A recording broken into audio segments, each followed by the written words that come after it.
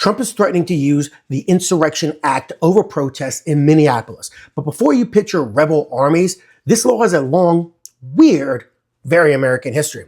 But quick promise before we get into it. We're not taking sides. This is just the history so that you know what people mean when they say Insurrection Act.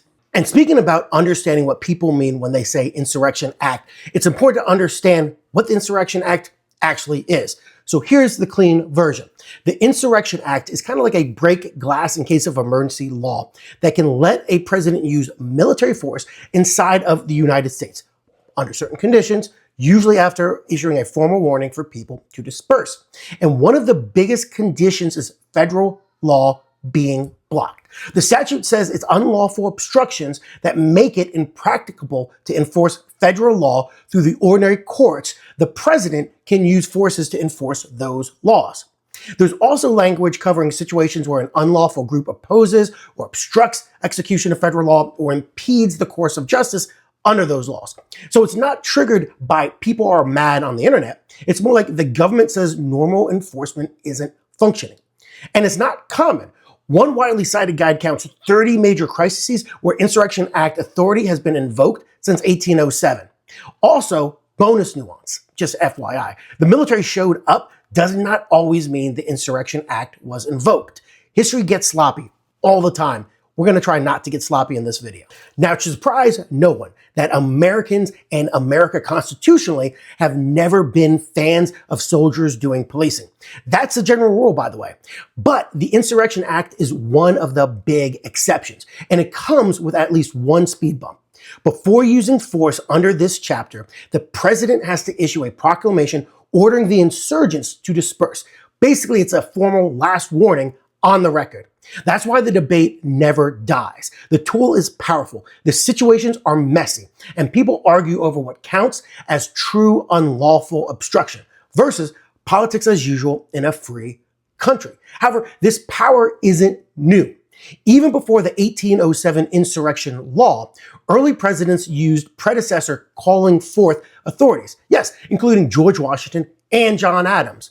Then 1807 formalizes the modern framework, and Thomas Jefferson, President Jefferson, gives the early founding era proof in 1808 by federal authority getting used in the context of enforcing the embargo. Think resistance and smuggling pressure around Lake Champlain.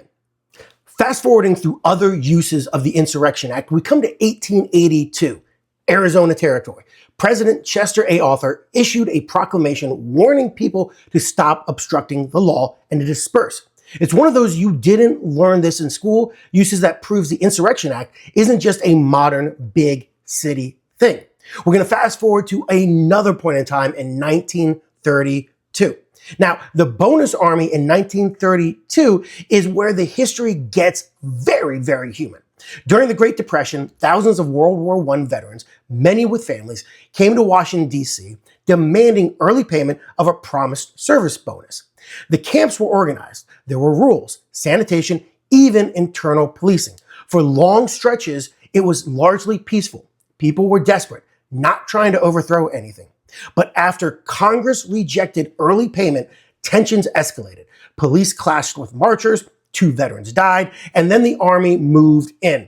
Troops used tear gas and bayonets and tanks and cavalry throughout DC as the camps were cleared and parts of the encampments burned. And here's why it matters. The bonus army is often remembered like an Insurrection Act moment. But it's not on the standard list of formal Insurrection Act invocations, which is why historians and lawyers constantly separate troops used from act invoked. And now we fast forward again through other uses of the Insurrection Act, and we come to the Civil Rights era. We're going to highlight school desegregation in this case, because that chapter feels closest structurally to modern state versus federal authority fights. So in 1957, Little Rock, Arkansas, federal intervention had to come to enforce school desegregation. President Eisenhower issued an executive order and sends federal troops to maintain order and enforce the court order. We then go to 1962, Ole Miss. A court-ordered enrollment becomes a crisis and riots erupt. Kennedy issues an executive order explicitly about removing unlawful obstructions of justice in Mississippi. He also then federalizes the Mississippi National Guard. We then go to 1963, University of Alabama. This is a high-stakes standoff over compliance with federal court orders. President Kennedy once again issues a proclamation describing unlawful obstruction and ordering people to disperse, paired, by the way, with an executive order to enforce federal law. This is, in combination, the closest parallel type moment. Not identical facts, not identical morals or ethics, but the same structure. Federal authority versus state local resistance, with public unrest in the background. And finally, we come to the most widely cited clear case usage of the Insurrection Act in modern times. I'm talking about 1992. We're in Los Angeles, and these are the Rodney King riots. Remember, Los Angeles blew up after the Rodney King verdict. The California governor requested federal help, and President George H.W. Bush issued an executive order to help restore law and order. But that's the past. Let's go back to the present and get back to Minneapolis. President Trump's argument in broad terms is that unrest and resistance around immigration enforcement could justify the Insurrection Act.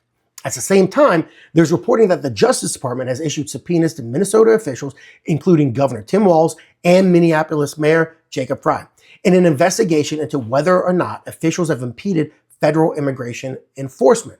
Now, there's also reports, these are contested and politically charged, about internal Minneapolis government communications describing coordination with community groups to track ICE activity. However, Minneapolis has publicly defended its separation ordinance approach, like prohibiting city-owned parking ramps and lots from being used to stage civil immigration enforcement operations. Legally, a lot of today's arguments turn on a simple question the act raises itself.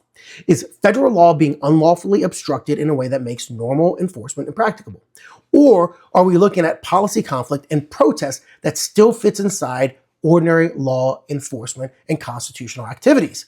We have the same law, we have a different century, but we still have this same headache. Bottom line is this: the Insurrection Act isn't new, it isn't partisan, it isn't theoretical. It's a powerful tool with a long paper trail, used to enforce federal law, protect rights, and respond to crises. History doesn't always decide today's arguments, but it does explain why everybody gets serious around the moment that this law shows up in a headline.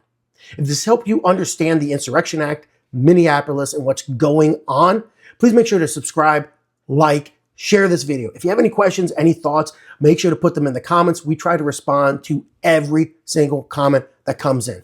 Thanks for watching. See you next time.